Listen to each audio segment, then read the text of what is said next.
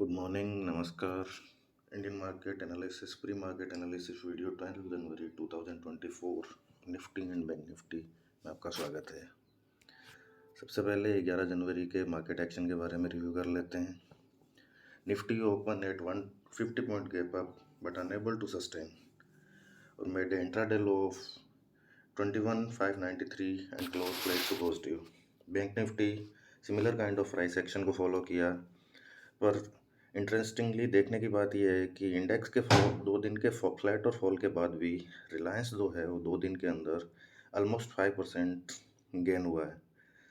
उसके बाद में रिलायंस के निफ्टी के प्राइस एक्शन की बात कर लेते हैं। तो कल जो बुलिश कैंडल स्टिक फॉर्मेशन हुआ था चैनल के बॉटम से, आज जो है उसका फॉलोअप मिला है और डेली प्राइस एक्शन के अंदर प्राइस जो है वो प्रीवियस डे से ऊपर क्लोज होने में कामयाब रहा है।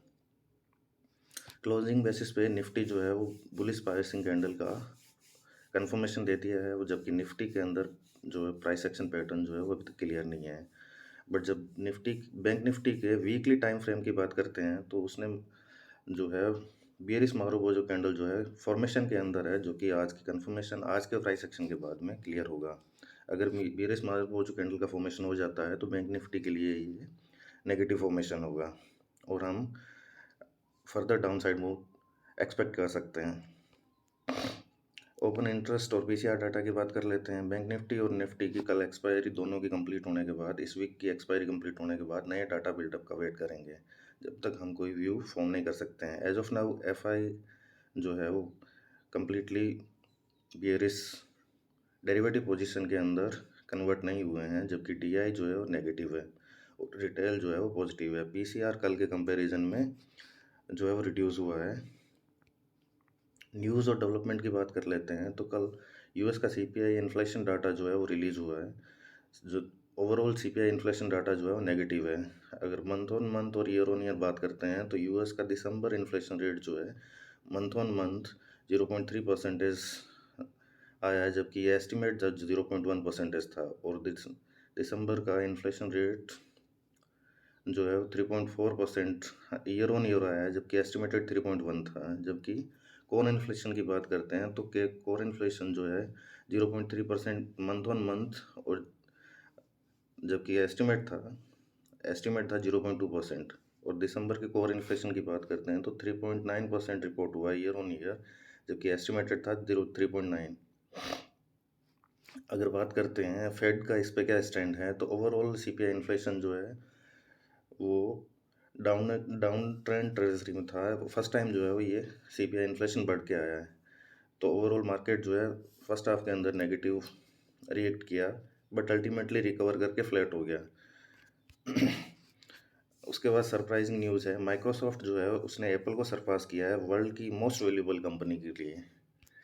उसके बाद डायरेक्ट टैक्स की बात करते हैं तो इंडिया का फाइनेंशियल ईयर 2024 के अंदर बजट के अंदर टोटल कलेक्शन के अंदर से ऑलमोस्ट 81% कलेक्शन जो है वो डायरेक्ट टैक्स है। रिमेनिंग जो 20% और 19% कलेक्शन जो है वो डिसइन्वेस्टमेंट एंड अदर सोर्सेज से है। वर्ल्ड मार्केट की बात कर लेते हैं तो सीपीआई इन्फ्लेशन के बाद यूएस मार्केट एक बार स्लिप हुआ, उसके बाद में रिकवर करके फ्लैट क्लोज। क्रूड ऑयल की बात कर लें तो क्रूड ऑयल ऑलमोस्ट $80 पर बैरल के नीचे ही ट्रेड कर रहा है।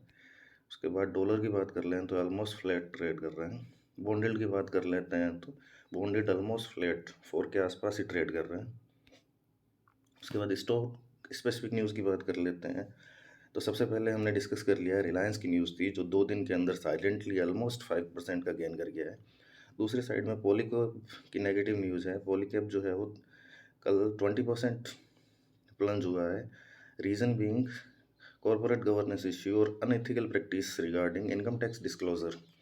आईटी के जो कल के टीसीएस और इन्फोसिस के रिजल्ट थे वो रिजल्ट डिक्लेयर हुए हैं।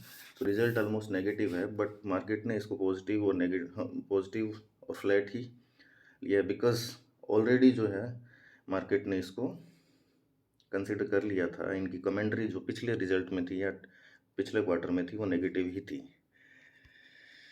Thank you.